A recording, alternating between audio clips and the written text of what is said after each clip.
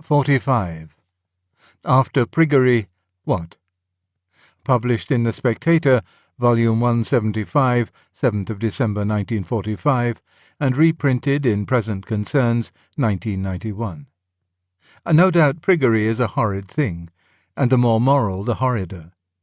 To avoid a man's society because he is poor or ugly or stupid may be bad, but to avoid it because he is wicked, with the all but inevitable implication that you are less wicked, at least in some respect, is dangerous and disgusting.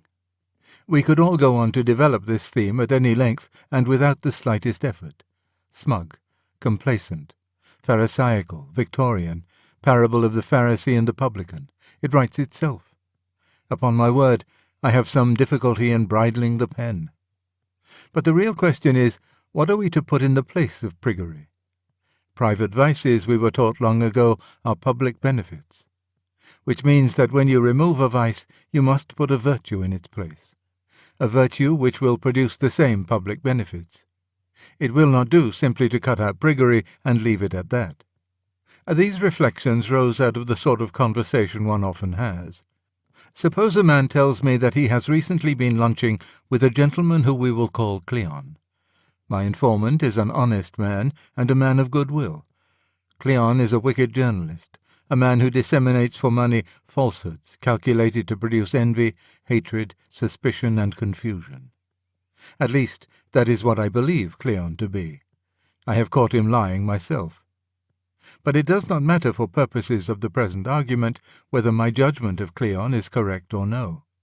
The point is that my honest friend fully agreed with it. The very reason why he mentioned the lunch party was that he wanted to tell me some more than usually fetid instance of Cleon's mendacity. That, then, is the position we are in after the expulsion of Priggery.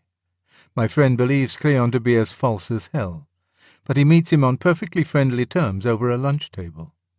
In a priggish or self-righteous society, Cleon would occupy the same social status as a prostitute. His social contacts would extend only to clients, fellow professionals, moral welfare workers, and the police. Indeed, in a society which was rational as well as priggish, if such a combination could occur, his status would be a good deal lower than hers. The intellectual virginity which he has sold is a dearer treasure than her physical virginity. He gives his patrons a baser pleasure than she.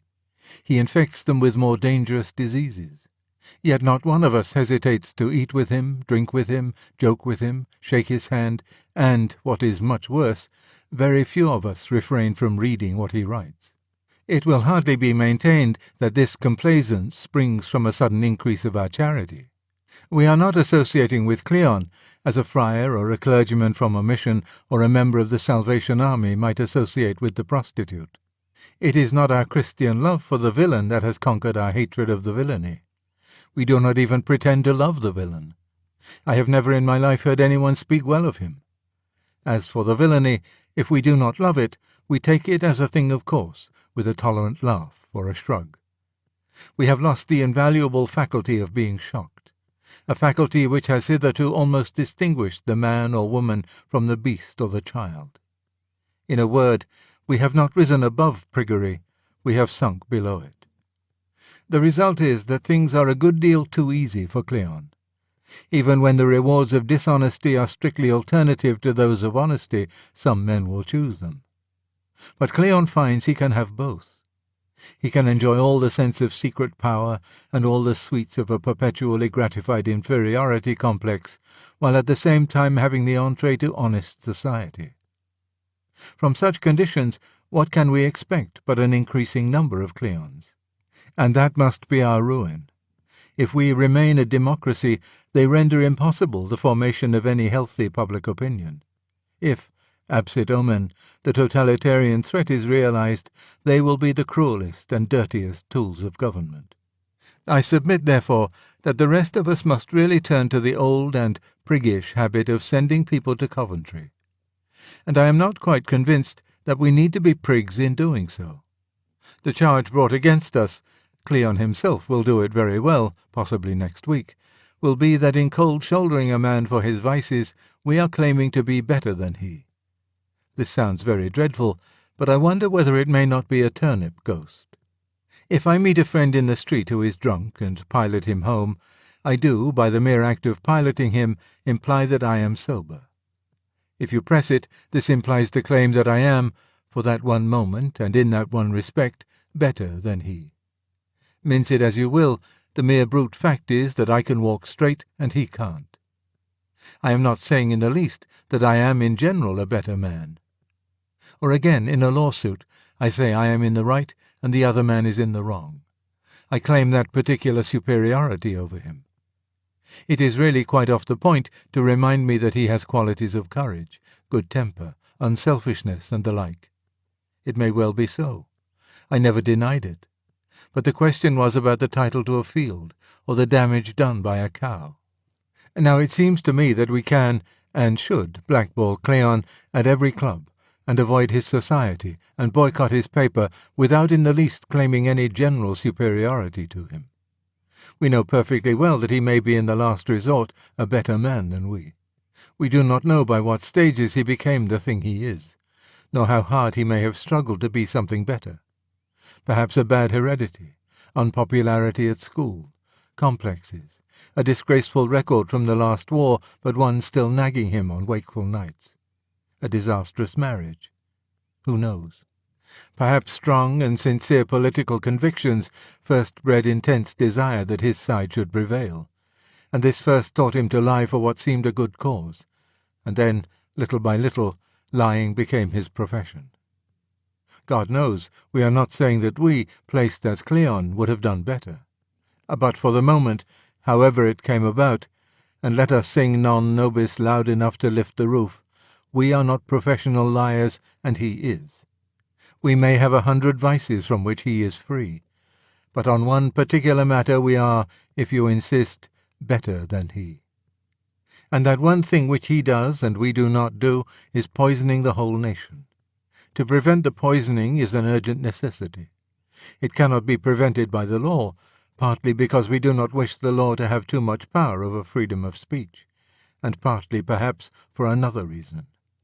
The only safe way of silencing Cleon is by discrediting him. What cannot be done, and indeed ought not to be done, by law, can be done by public opinion. A sanitary cordon can be drawn round Cleon.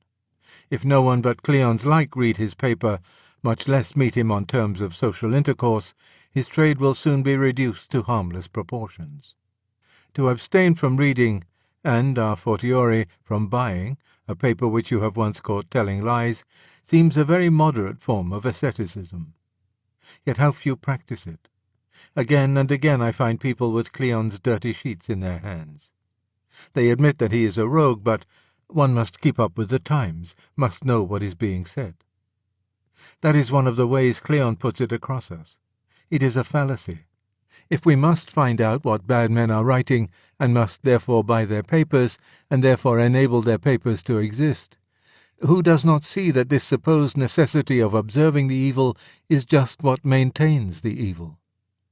It may in general be dangerous to ignore an evil, but not if the evil is one that perishes by being ignored.